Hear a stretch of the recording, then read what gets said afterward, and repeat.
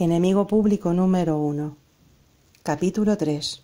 Luchando por un sueño. Ser escritora. El tío sin nombre la miró y ella sintió que se ponía a temblar. Terminó de escribir y leyó la única oración que coronaba la hoja. Suspiró. Con fastidio la rompió. Era cursi, trillado, como el folletín de los años 50. Risible, impublicable, desastroso. Contó los folios que había rasgado y estaban esparcidos ahí, encima de la mesa de la biblioteca pública. 10. Elena se enderezó en el mullido asiento y volvió a suspirar. Miró a su alrededor. Él no estaba. ¿Vendría? La gran pregunta que se hacía a diario. ¿Él vendría hoy? Siguió mirando terca, con cara de vigía de barco. Enfocaba la vista, ansiosa, hacia los accesos. «Disimula, no atropelles, tonta», susurró nerviosa. ¿Para qué se preocupaba escudriñando el horizonte si, después de todo, el hombre era un extracto andante? Antes de que él traspasara la puerta, su aroma se deslizaba, poniéndole la piel de gallina. Un perfume seductor, llamativo y repelente, aunque pareciese una contradicción, que reptaba hasta hacerse dueño de todos sus sentidos, de sus fantasías, de sus deseos. Le Mal, de Jean-Paul Gaultier. Se diría que él vaciaba todas las estanterías de París para echárselas encima, pero claro, parisino al fin y al cabo resultaba comprensible. Un tópico demostrable, claro que sí. Cuando él llegaba, no podía dejar de llenar a tope los pulmones, aunque los pobres, si pudieran hablar, le implorarían que no lo hiciera. Su estómago siempre se quejaba, al borde del vómito. Los dolores y las náuseas la atenazaban. Para esa, en esas cantidades, la esencia era tóxica. Una vez, incluso, terminó despatarrada entre los libros de historia, con la bibliotecaria abanicándola para que regresara del desmayo. Y él ni siquiera se había enterado, no sabía que existía.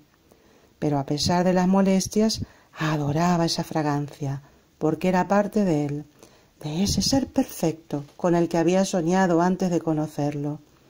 Le Mal tenía para ella una existencia autónoma, como si fuera una mano, una pierna, un cerebro. Suspiró. Debía escribir, darle forma con palabras a sus sentimientos para poder entenderlos. Respiró hondo y, con decisión, cogió otra hoja en blanco, el bolígrafo, y una vez más volvió a garabatear. Él la miró y ella sintió que las piernas se le hacían de goma. «Pero vamos a ver, pedazo de idiota», se dijo. «¿Qué eres para hacerte de goma? ¿Un chicle? ¿Una muñeca inflable? ¿Un preservativo descartado? Pamplinas, fuera la goma». No había caso. ¿Cómo reflejar ese encanto moreno? O los labios llenos que daban ganas de morderlos, los músculos, su altura, los miembros fuertes de deportista, moldeados especialmente para dar abrazos. ¿O ese aroma peligro, aventura, novela de acción? «¿Cómo te llamas?», le preguntaba ella. «Bond, James Bond», le contestaba él. Y mi Helen, igual que Miss Úrsula Andrés, salía del mar de sus ensoñaciones con un bikini negro. Blanco roto no, la hacía más gorda. ¡Ah! Esa mirada tan suya, a veces ingenua, como la de un niño, cuando no era consciente de que lo observaba. ¿Por qué le resultaba tan fácil escribir sobre cualquier tema, un pino, una amatista o la arpía de al lado? Pero se le hacía imposible, desde que lo había topado en la realidad, plasmarlo a él en una simple y puñetera línea. Porque él es inclasificable, no existe otro. Está fuera de este mundo de la literatura. Él proviene de mis sueños, se respondió en voz baja, mordiendo el bolígrafo. Era cierto, había soñado con sus rasgos antes de conocerlo. Incluso le había abrazado y le había murmurado palabras cariñosas en el oído. «Oh, mon penchant vers toi, reine des adorés, je croyais respirer le parfum de ton sang». Pero el muy capullo seguía sin enterarse, ni siquiera la saludaba. Cuando Elena lo veía de lejos, le entraba la risa tonta de la edad del pavo, lo que a los 30 años era una verdadera gilipollez. Pero era una tan incontrolable como que le salieran colmillos de vampiro para morderlo cada vez que lo divisaba. Y lo peor, Parecía que las nubes se deshacían de improviso y se iluminaba el cielo de la ciudad para dejarlo pasar a él, el rey sol. Bueno, el rey sol en morocho, no en rubio. Y esa risa idiota le quedaba impresa todo el día en la cara. La gente que la rodeaba se le hacía más interesante, aun cuando los temas le hicieran morirse de aburrimiento. Los gorriones cantaban en vez de chillar, los vecinos eran más simpáticos, y París más fascinante aún. Que le soleil son beau dans le chaud soirée, ya lo decía Baudelaire. París, siempre París, París y el amor. Sin duda el aire estaba impregnado con algún toque mágico, un culto a la vida, a la resurrección quizá. Allí todo lo imposible era lógico, principio y viaje de todo escritor, de todo amante apasionado, comienzo y asiento de la creación. Pamplinas que la novela estuviera muerta, que ya hubieran pasado los años 60 del boom, que no existiesen hoy día referentes franceses. ¿Por qué sería que los europeos eran tan derrotistas? Ya antes de la crisis lo eran. Veían las carencias, las metas no alcanzadas, a veces las utopías, nunca los logros conseguidos. Quizás por eso habían perdido el paraíso, por no apreciarlo. Aunque las culpables habían sido la especulación bursátil con las malditas subprimes. ¿Sería que como ella era europea por adopción, se recreaba en todas las maravillas y minimizaba los defectos, que le parecían pequeños en comparación? Ante la pobreza que conocía de América y de África, quejarse y culpabilizar a los extranjeros, cuando estaba claro que habían sido los financieros y los políticos, resultaba demasiado injusto y chocante. Para Elena, París seguía siendo la fiesta de Hemingway. En el teatro de los Champs-Élysées, el espectro de Julio Cortázar bailaba al ritmo del jazz del propio Satchmo. Mario Vargas Llosa escribía todas sus novelas y las que le quedaban aún por escribir. En el piso parlante del número 17, su fecha de nacimiento, una señal, de la Rue de Tournon, detrás del Jardín de Luxemburgo. Y en el Hotel Vetter del barrio latino, a cargo de Madame y Monsieur Lacroix. André Malraux, cerca de la Place Sainte-Clotilde, se encontraba con un conocido y le decía: «¿No ve que soy un conspirador? Se lo ruego, no me reconozca». La literatura era inmortal. Estaba convencida de que las personas veían en las ciudades aquellos que querían ver. Ella no deseaba ver en París la crisis y no la veía. Prefería su pequeña parcela literaria, histórica, la forma de vida peculiar, la gente con la baguette a la mano, por ejemplo, en lugar de llevarlas envueltas. Para la chica, vivir, escribir, leer y buscar en este París la huella que habían dejado sus escritores favoritos significaba más aún que respirar. París era el símbolo literario de todas las épocas, para ella también de la presente, y emanaba un aura positiva para los que se dejaban llevar por la pasión de la aventura literaria de verdad. Por este motivo había dejado atrás Barcelona, donde había prosperado los últimos 10 años, y había dejado a su amiga y socia Karina a cargo del bufete. El derecho congelaba la creación. No se podía quejar, funcionaba viento en popa, por fortuna. Había partido sola en esta oportunidad. Había comprendido, a fuerza de golpes, que la literatura, ese gusano terco que la carcomía por dentro, era incompatible con cualquier profesión. Era un amante celoso. París sería sinónimo de éxito, de escribir sin interrupciones. Elena sabía que para dedicarse a lo que uno de verdad quería o vivir de acuerdo con lo que uno creía, había que ser audaz, tener la piel muy dura, de elefante casi, y ser inmune a críticas y a decepciones. «Todo lo que vale la pena en la vida cuesta un riñón», susurró. Era una persona constante. Aunque, pensándolo bien, lo que debía escribir era el manual del aspirante escritor, cómo escribir y no morir en el intento. Al terminar su primera novela, Angustia, cogió sus bártulos, se subió a un avión y se instaló en pleno centro de Barcelona con su novio. Vida y bufete comenzaban allí de cero. Con el manuscrito en la mano, mimándolo como si de las joyas de la corona se tratara, se citó con Cal Ferrer, editor de la conocida y reputada editorial Alcántara. Le daba vergüenza recordar ahora aquella entrevista, ella de un lado del escritorio y él, Cortés, del otro, mientras le contaba sus proyectos literarios. Ya no podía leer ese primer manuscrito. Era una bazofia. Vaya vergüenza. Pero Malraux ha hecho lo mismo y más, se recordó. El mundo no es de los vergonzosos, sino de los valientes. Como él decía en sus comienzos, antes de escribir la primera línea. Si no se puede ser, lo menos que se puede hacer es parecer.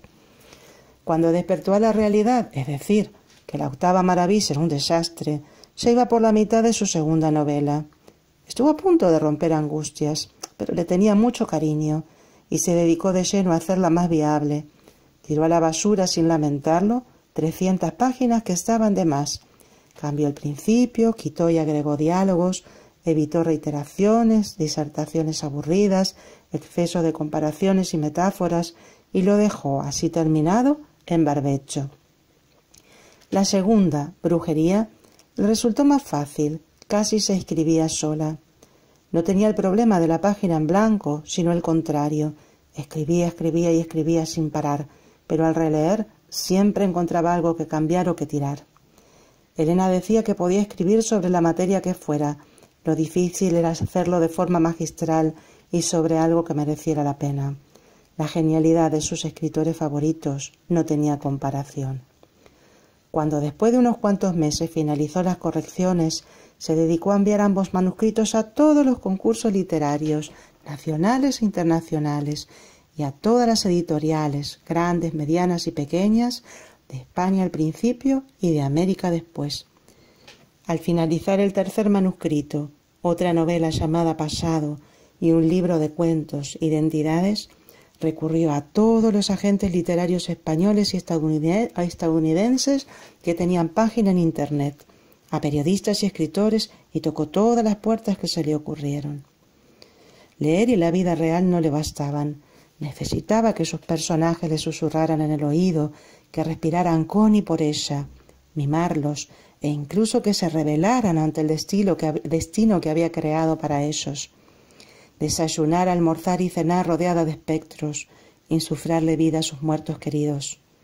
Odiaba la palabra muerte, eso de vida después de la muerte. Para ella era vida después de la vida, o vida en la literatura, una vida distinta. La realidad de la literatura, por tanto, se mezclaba con la realidad de sus sueños nocturnos, aunque procuraba no apartarse totalmente del plano real, de la normalidad, porque entendía la creación a la antigua usanza. Para ella, el escritor no era un mero hacedor de historias entretenidas, sino un hacedor de historia, con mayúscula. Su cometido natural tenía que ser transformar el mundo, impulsar a la acción. André Malraux lo veía de manera clara. Decía que su materia prima era la acción, la aventura, al igual que para un esquizofrénico la materia prima podía ser un sueño. Por supuesto, no estaba tan de acuerdo con la última parte. No tenía ninguna enfermedad mental y menos esquizofrenia, a menos que tener sueños premonitorios lo fuese. Reconocía que a veces era un fastidio cuando miraba la televisión, porque pensaba que determinada noticia la estaban repitiendo. Era difícil vivir con esa sincronía, separar planos. Ejercer el derecho resultaba mucho más sencillo, quizás por la frialdad de las normas. La literatura era empatía, tener los sentimientos a flor de piel, ser sensible a todas las fuerzas. Quizás por eso se sintió tan traicionada cuando una reputada periodista hizo un refrito con su segunda novela, o cuando la prestigiosa escritora de la trilogía del gato, la pluma y el león le expropió parte de su línea argumental, algunas frases y personajes. Y eso pese a que le manifestó en su misiva que no leía manuscritos. Si hasta la película norteamericana Angustias tenía el mismo formato de letras que la tapa de su libro y hablaba de vivir en el pasado. Se preguntaba si era posible un cúmulo de tantas casualidades y mala suerte. Tal vez sí, pero no dejaba de pensar que había enviado sus manuscritos a distintas ciudades de Estados Unidos. Lo peor de todo era que su abuela se hubiera muerto un mes antes de tener entre sus manos Angustias, publicado, por fin, a través de la Sociedad de Libreros de París. Sí, lo más triste era que no hubiese llegado a tiempo. Había algo que tenía muy claro, por si algún día se decidía a escribir el dichoso manual. Los escritores nobles no eran aptos para ser publicados, pero sí para ser plagiados por autores consagrados, que luego se quejaban de que les descargaban ilegalmente sus contenidos en Internet. Vaya morro. No resultaba extraño que decidiese fugarse. Debía cambiar de aires, irse sola a París, el sitio donde siempre se les dio por la oportunidad a los que empezaban de cero, donde no era necesario ser famoso para que te publicaran, como le pedían las editoriales españolas. Se quedó quieta y olfateó el aire con la cabeza baja. Parecía una perra en celo. Ahí estaba. Él estaba ahí. No podía ser otro. El perfume era su marca, su sello. Aún no lo veía, pero, olisqueando como un sabueso, sabía que se estaba acercando. Y cuando lo vio trasponer la puerta y avanzar hacia esa, trató de controlar la risa estúpida, sin conseguirlo del todo. «Al menos no babeo», murmuró con optimismo. Lo saludó con una sonrisa y un movimiento de cabeza. «Increíble», se dijo. La rozó con su cazadora de cuero negra azabache al pasar, y Elena lo contempló mientras acomodaba en la mesa más cercana sus libros. «Sur l'érotique mystique indien», de Mircea Eliade leyó. «Lectura prometedora», reflexionó, mirándolo embobada. «¿No quieres practicar lo que lees conmigo?» ¿Cómo iba a plasmarlo con palabras si él era una obra de arte? Las Meninas de Velázquez, por ejemplo, su cuadro favorito. La pintura. Debía recurrir a la pintura para retratarlo fielmente. Pero, por desgracia, para eso tenía cero de talento.